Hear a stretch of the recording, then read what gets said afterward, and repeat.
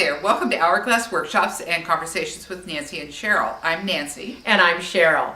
And this year our theme is transitions. It's not so much that we consciously decided on that theme, it's life sort of happened. Yeah, kind of got thrown into that theme. Right. And transitions are all around us, particularly at midlife. So, there's a lot of angst and obstacles and challenges to transitions, but the flip side of it is it's a state of new beginnings. It's a time of new beginnings. So here's to the new beginnings. Yes, it's spring and time to create something new.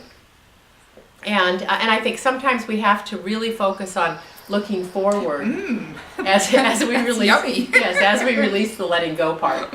Yeah. And the letting go part is very difficult. And you had stated in an earlier conversation about your move. Yeah. And what are the challenges you've had with that? This has been the toughest one for you. It has been. Yeah. Letting go of things and really thinking, okay, at this point in my life, what do I want to carry forward? And there's a lot of things you hold on to. If you really stop and examine, why am I holding on to this? Right. Was it a past memory? Was it a time that's now gone? I mean, my children are no longer home. I no longer do large entertaining. I have, 50 glass plates. Now, do I need those now? I don't think so. Right. I am ferreting things out to people that can use them. Right. Well, and I think the other thing, in terms of making those decisions of our stuff and what they hold, they may hold memories, like you said, or lives past. And the other for me, when I retired from HR consulting and all those management books and consulting books, is I really looked at all the things that I had. Granted, they did hold memories. They're very, they were very valuable at the time. But are they what I need to carry me forward? How much of them are weighing you down? Yeah, a lot. And that's one of the things. How much are you carrying forward? Cheryl and I both read and have mentioned the book, The Japanese Art of Tidying Up. And just for instance, photographs. She said instead of having 20 of the same mountain, choose one that represents it. Yes. And that is a really good way to look at this. And I was feeling like transition is the end of something. And Cheryl brought up that with the end of something, it's the beginning of something new. Right. Well, life of course, a vacuum. And, so if you clear things out, and whether it's stuff, whether it's there's some people in your life that won't go forward with you. It might be past coworkers. It might be you move out of a neighborhood, and those people were wonderful friends for 20, 30 years, but they're not going to go on the next path with you. A couple of them might, but the balance don't. And some just no longer serve you. Well, and part of it, this may not be true in all parts of the country, but I think it is true here in California, in particular Silicon Valley.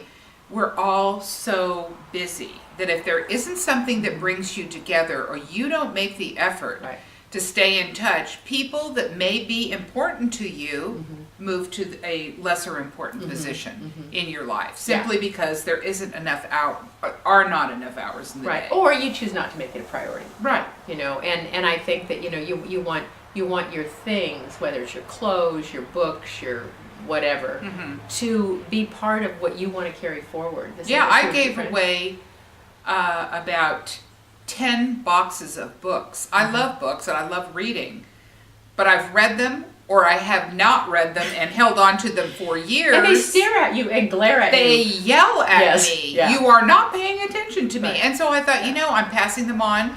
And in this book, she suggests that if you have not read them in the first month that you purchase them, 80% of them will never be read. So I thought, pass them on. If I want to read them, I'll buy them again. Right. Or you can go to the library. I kind of look at the library and even my Amazon wish list as my storage unit for a lot of my books. Which is really smart. Yeah, and I'll put a list down, and if I'm in the mood, but generally something else comes along. And that's true of that's true of transition periods anyway.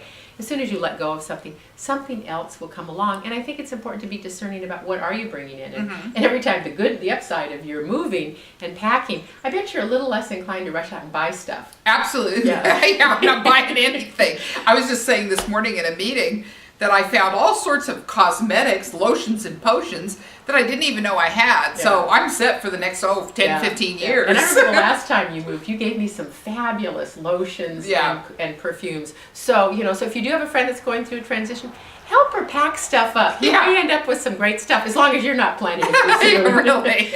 So anyway, so that's kind of the downside is the challenge of all the stuff and what you need to do. But the upside is how freeing it is and how it does bring new life, much like spring brings new life to you as well. So if you're in transition, hang in there Yep. and stay in touch with us, because we're going to be exploring this issue a lot more. And during the summer, we are having a workshop to actually really help some people that are going through some difficult transitions. Yeah, because we've gone through probably just about all the transitions. Well, we hope. Yeah, except that final transition. The final one. And I hope that's not for a long time. So although you might be able to expect a podcast on that one too. Who knows? That's true. So until next time, I'm Cheryl. And I'm Nancy. And check us out on hourglassworkshops.com. Bye now. Bye.